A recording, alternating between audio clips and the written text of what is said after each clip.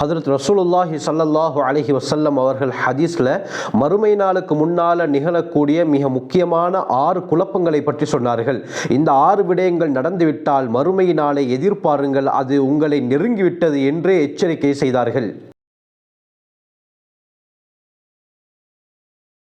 அல்ஹம்துலில்லாஹி ரப்பில் ஆலமீன், அஸ்ஸலாத்து வஸ்ஸலாமு அலா ரசூலில்லாஹி அம்மா பஅத்.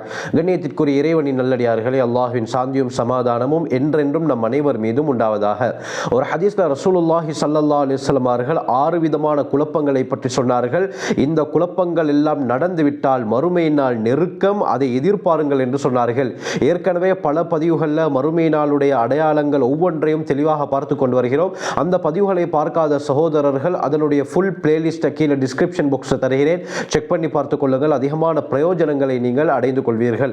அருமையானவர்களே, சஹீஹுல் புகாரியுடைய ரிவாயத் வருது. அவுஃப் இப்னு மாலிக் அல்-அஷ்ஜாஇ ரலியல்லாஹு அன்ஹு அறிவிக்கிறாங்க, தபூக் யுத்தம் சந்தர்ப்பத்தில், தபூக் யுத்தம் தான் ஹஜ்ரத் ரசூலுல்லாஹி ஸல்லல்லாஹு அலைஹி வஸல்லம் அவர்கள் கலந்து கொண்ட கடைசி யுத்தம்.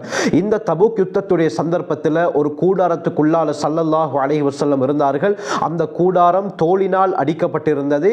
தோலினால் செய்யப்பட்ட ஒரு கூடாரத்துக்குள்ளால நபி அவர்கள் இருக்கும் பொழுது நபி அவர்களை பார்ப்பதற்காக நான் உள்ளே சென்றேன். அப்பொழுது என்னை பார்த்த ஸல்லல்லாஹு அலைஹி வஸல்லம் சொன்னார்கள், உஅதுது சித்தம் பைன யதை ஸாஅ, மறுமை நாள் வருவதற்கு முன்னால் இந்த 6 விடயங்களை கணக்கிட்டுக் கொள்ளுங்கள் என்று அந்த 6 விதமான குழப்பங்களை பற்றி சொன்னார்கள். கண்ணியமானவர்களே, சொல்லிவிட்ட நபி அவர்கள் சொன்னார்கள், முதலாவது மௌத்தி, என்னுடைய மரணம் என்று சொன்னார்கள். அல்லாஹு அக்பர். கண்ணியமானவர்களே, ஸல்லல்லாஹு அலைஹி வஸல்லம் அவர்கள் மரணம் அடைந்து 1400 வருடங்கள் ஆகிவிட்டது. 1400 வருடங்களுக்கு முன்னால் இது மறுமை நாளுடைய மிக முக்கியமான அடையாளம் என்று ஸல்லல்லாஹு அலைஹி வஸல்லம் வகைப்படுத்தினார்கள். நபி அவர்களுடைய மரணம் என்பது தாங்க முடியாத இழப்பாக சஹாபாக்களுக்கு இருந்தது, பூரா முஸ்லிம்களுக்கும் அமைந்தது. எந்த அளவுக்கு என்றால், உமர் பின் கத்தாப் ரலியல்லாஹு அன்ஹு வீர சஹாபி ஒரு வாளை உருவிக்கொண்டு, யாராவது நபி அவர்கள் மரணித்து விட்டார் என்று சொன்னால் அவருடைய தலையை நான் துண்டித்து விடுவேன் என்று அவர்கள் சொல்லிக் கொண்டிருந்தார்கள். ஹஜ்ரத் உஸ்மான் ரலியல்லாஹு அன்ஹு அவர்கள் ஒரு இடத்தில் அப்படியே அமர்ந்து கல்லை போல் ஆகிவிட்டார்கள். எந்த அளவுக்கு என்றால், யாராவது சலாம் சொன்னால் கூட அதற்கு பதில் சொல்ல முடியாத அளவுக்கு அவர்கள் சிந்தனையிலே ஆழ்ந்து விட்டார்கள், கல்லை போல மாறிவிட்டார்கள். அலி ரலியல்லாஹு அன்ஹு அவர்களை எடுத்தால் என்ன செய்வது என்று தெரியாமல் வலது பக்கமாக இடது பக்கமாக நடந்து கொண்டே இருந்தார்கள். எந்த அளவுக்கு என்றால், கண்ணியமானவர்களே, ஹயாத்து ஸஹாபாவில் எழுதப்பட்டிருக்கிறது, ரிஃபாஅத் இப்னு ராஃபி ரலியல்லாஹு அன்ஹு நபி அவர்களுடைய மரண செய்தியை கேள்விப்பட்ட உடனே அவர்கள் மரணமடைந்து விட்டார்கள். அது மட்டுமல்லாமல் அல்லாமா கஸ்தல்லானி ரஹ்மத்துல்லாஹி அலைஹி, புகாரியுடைய மிக முக்கியமான விரிவுரையாளர், தங்களுடைய மவாஹிபுல் லதுன்யா என்ற கிதாபில் பதிவிடுறாங்க, ஹஜ்ரத் அப்துல்லா பின் ஸைத் பின் அப்தி ரப்பிஹி ரலியல்லாஹு அன்ஹு, இவர்கள் யார்? இவர்கள் தான் முதலாவதாக அதானை, பாங்கை கனவில் கண்ட சஹாபி. இவர்கள் தன்னுடைய விவசாய நிலத்திலே விவசாயம் செய்து கொண்டிருக்கும் பொழுது தன்னுடைய மகன் வந்து முஹம்மது ஸல்லல்லாஹு அலைஹி வஸல்லம் அவர்கள் மரணித்து விட்டார்கள் என்று சொன்னவுடன் கண்ணியமானவர்கள், இந்த சஹாபி 2 கைகளையும் ஏந்துகிறார். யா அல்லாஹ், முஹம்மது ஸல்லல்லாஹு அலைஹி வஸல்லம் அவர்களை பார்த்த கண் இது, அவர்கள் இல்லாததற்கு பிறகு இந்த கண் எதற்கு? எனக்கு இந்த கண் பார்வை தேவையே இல்லை, என்னுடைய பார்வையை எடுத்து விடு யா அல்லாஹ் என்று சொல்லி கையை கீழே போடுகிறார்கள். அல்லாஹ் அந்த சஹாபியுடைய பார்வையை எடுத்து விட்டான். இந்த அளவுக்கு நபி அவர்களுடைய மரணம் தாங்க முடியாத இழப்பாக சஹாபாக்களுக்கு மத்தியிலே இருந்தது. அது மட்டுமல்ல, நபி அவர்களுடைய மரணத்துக்கு பிறகு தான் குழப்பங்கள் ஒவ்வொன்றாக பரவ ஆரம்பித்தது, உருவாக ஆரம்பித்தது.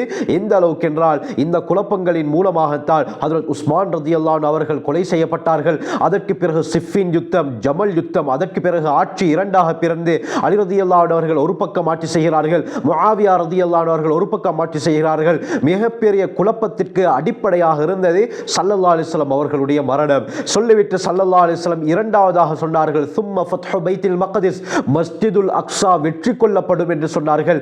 முஸ்லிம்கள் இந்த பைத்துல் மக்திஸை, இந்த மஸ்ஜிதுல் அக்ஸாவை வெற்றி கொள்வார்கள் என்று நபி அவர்கள் முன்னறிப்பு செய்தார்கள்.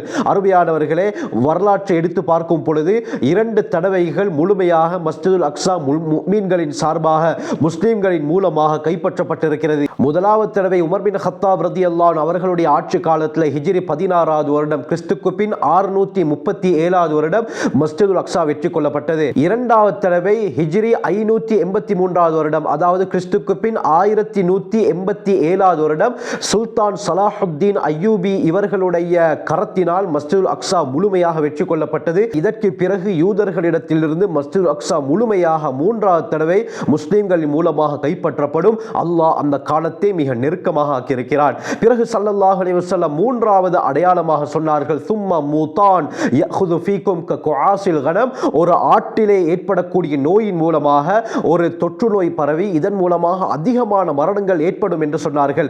அருமையானவர்களை, இந்த அடையாளமும் நடந்துவிட்டது, இந்த குழப்பமும் நடந்துவிட்டது. ஹிஜ்ரி 18வது வருடம் உமர் பின் கத்தாப் ரலியல்லாஹு அன்ஹு அவர்களுடைய ஆட்சி காலத்தில் அமவாஸ் என்ற பகுதியில் இப்படியாப்பட்ட ஒரு காலரா நோய் தோன்றியது. இந்த நோயின் காரணமாக 70,000 மக்கள் கொல்லப்பட்டார்கள். இந்த அமவாஸ் தற்பொழுது யூதர்களுடைய கட்டுப்பாட்டில் இருக்கிறது. ஜெருசலத்துக்கு பக்கத்தில் ராமல்லா என்ற இடத்திற்கு அண்மையில் இருக்கக்கூடிய இடம்தான் இந்த அமவாஸ். இது தற்பொழுது இஸ்ரேலுடைய கட்டுப்பாட்டுக்கு கீழால் இருக்கிறது. பலஸ்தீனியர்களுடைய ஆக்கிரமிக்கப்பட்ட பூமி. கண்ணியமானவர்களே, இது இந்த அமவாஸ் என்ற நோயினால் முக்கியமான சஹாபாக்கள் எல்லாம் கொல்லப்பட்டார்கள். அபு உபைதா ஆமிர் பின் ஜர்ராஹ் ரலியல்லாஹு அன்ஹு, முஆத் இப்னு ஜபல் ரலியல்லாஹு அன்ஹு போன்ற முக்கியமான சஹாபாக்கள் கொல்லப்பட்டார்கள். இதுவும் நடந்துவிட்டது. இது மிகப்பெரிய குழப்பமாக அந்த காலத்திலே பார்க்கப்பட்டது. 70,000 பொதுமக்கள் இந்த நோயினால் மரணம் அடைந்தார்கள். 4வது அடையாளமாக ஸல்லல்லாஹு அலைஹி வஸல்லம் சொன்னார்கள், சும்ம இஸ்திஃபாதத்துல் மால். மக்களுக்கு மத்தியிலே பணம் அதிகமாக பெருகும். ஆனால் அதன் மூலமாக மக்கள் சந்தோஷம் அடைய மாட்டார்கள். எந்த அளவுக்கு என்றால், நபி அவங்க சொன்னாங்க, ஒரு மனிதரிடத்திலே 100 தங்க நாணயங்கள் 100 தீனார்கள் கொடுக்கப்பட்டாலும் அதை அவன் குறைவாகவே கருதுவான், அதை பொருந்திக் கொள்ள மாட்டான் என்று சொன்னார்கள். அது இந்த காலம். கண்ணியமானவர்களை, எவ்வளவு சம்பாதித்தாலும் போதாத நிலையில் நாங்கள் இருக்கிறோமே. இதைத்தான் ஸல்லல்லாஹு அலைஹி வஸல்லம் முன்கூட்டியே சொன்னார்கள். இது மிக முக்கியமான ஒரு குழப்பம் என்று சொன்னார்கள். எவ்வளவு சம்பாதித்தாலும் கையில தங்குதில்லை என்று எத்தனை பேர் முறையிடக்கூடிய காட்சிகளை நாங்கள் பார்க்கிறோம். இது நபி அவர்கள் முன்னறிவிப்பு செய்தார்கள். இப்படியாப்பட்ட குழப்பம் நிகழ்வது மறுமை நாளுடைய மிக முக்கியமான அடையாளம் என்று சொன்னார்கள். சொல்லிவிட்டு 5வது குழப்பமாக நபி அவர்கள் வகைப்படுத்தினார்கள், சும்ம ஃபித்னத்துன். பிறகு ஒரு குழப்பம் உண்டாகும். லா யப்கா பைத்தும் மினல் அரபி இல்லா தஹலத்துஹு. எந்த ஒரு அரபியுடைய வீடையும் விட்டு வைக்காது. அனைத்து அரபியர்களுடைய வீட்டுக்குள்ளாலும் இந்த குழப்பம் நுழையும் என்று ஸல்லல்லாஹு அலைஹி வஸல்லம் சொன்னார்கள். அது என்ன குழப்பம் கண்ணியமானவர்களே? மார்க்க அறிஞர்கள் சொல்லக்கூடிய கருத்து அதுதான் இன்டர்நெட், இணைய வசதி. இன்று இன்டர்நெட் மூலமாக படுத்துக்கொண்டும் ஃபித்னாக்களை, பாவங்களை பார்க்க முடியும், அமர்ந்து கொண்டு பார்க்க முடியும், ஃப்ளைட்ல போகும் பொழுதும் பார்க்க முடியும், ட்ரெயின்ல போகும் பொழுதும் பார்க்க முடியும், வெஹிக்கிளுக்குள்ளால் இருந்தும் பார்க்க முடியும், பங்கருக்குள் இருந்தும் கூட பார்க்க முடியும்.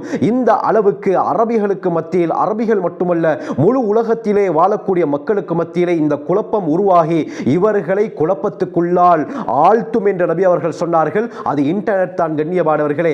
இன்று யாருடைய வீட்டை எடுத்து பார்த்தாலும் எல்லோரிடத்திலே போன் இருக்கிறது, அதிலே இன்டர்நெட் வசதி இருக்கிறது. அதன் மூலமாக படங்களை, மியூசிக்குகளை, பல பார்க்கக்கூடாத விடயங்களை எல்லாம் பார்க்கிறார்கள். இதைத்தான் 1400 வருடங்களுக்கு முன்னால் ஸல்லல்லாஹு அலைஹி வஸல்லம் அவர்கள் முன்னறிவிப்பு செய்தார்கள். 6வதாக ஸல்லல்லாஹு அலைஹி வஸல்லம் சொன்னார்கள், சும்ம ஹுதுனத்துன் தகூனு பைனக்கும் வ பைன பனில் அஸ்வர். பிறகு உங்களுக்கும் ரோமர்கள், அதாவது கிறிஸ்தவர்களுக்கும் மத்தியில் ஒரு சமாதான உடன்படிக்கை நடக்கும். அது நடைமுறையில் இருக்கும் பொழுதே அந்த கிறிஸ்தவர்கள் அந்த உடன்படிக்கையை மீறி விடுவார்கள். அதற்கு பிறகு உங்களுடன் யுத்தம் செய்வதற்காக 80 கொடிகளுக்கு கீழால் அவர்கள் வருவார்கள். ஒவ்வொரு கொடிக்கு கீழாலும் 12,000 பேர் இருப்பார்கள் என்று ஸல்லல்லாஹு அலைஹி வஸல்லம் சொன்னார்கள். அப்படி என்றால் கிட்டத்தட்ட 9,60,000, அதாவது 10 லட்சம் பேர் உங்களை எதிர்ப்பதற்காக, யுத்தத்துக்காக வேண்டி வருவார்கள் என்று ஸல்லல்லாஹு அலைஹி வஸல்லம் சொன்னார்கள். இது மிகப்பெரிய குழப்பம் என்று நபி அவர்கள் வகைப்படுத்தினார்கள். அதிகமான உலமாக்களுடைய கருத்து இது தான் மல்ஹமாவுடைய ஆரம்பம் என்று நபி அவர்கள் சொன்னார்கள். ஏற்கனவே இந்த சேனல்ல மல்ஹமா எப்படி நடக்கும் என்ற விடயத்தை நான் பேசியிருக்கிறேன். அதனுடைய லிங்கையும் நான் கீழே டிஸ்கிரிப்ஷன் பாக்ஸில் தருகிறேன், செக் பண்ணி பார்த்துக் கொள்ளுங்கள். அப்பொழுது நபி அவர்கள் இந்த சொன்ன விடயத்திற்கும் மல்ஹமாவிற்கும் எப்படியாப்பட்ட தொடர்பு இருக்கிறது என்பதை நீங்கள் முழுமையாக அறிந்து கொள்வீர்கள். ஆகவே இந்த 6 குழப்பங்கள் மறுமை நாள் நிகழ்வதற்கு முன்னால இந்த உலகத்தில் நடக்கும். இது நடக்கும் வரை மறுமை நாள் நிகழாது என்று சொன்னார்கள். இதிலே அதிகமானவைகள் நடந்துவிட்டன, சிலது கண் முன்னால் நடந்து கொண்டிருக்கின்றன.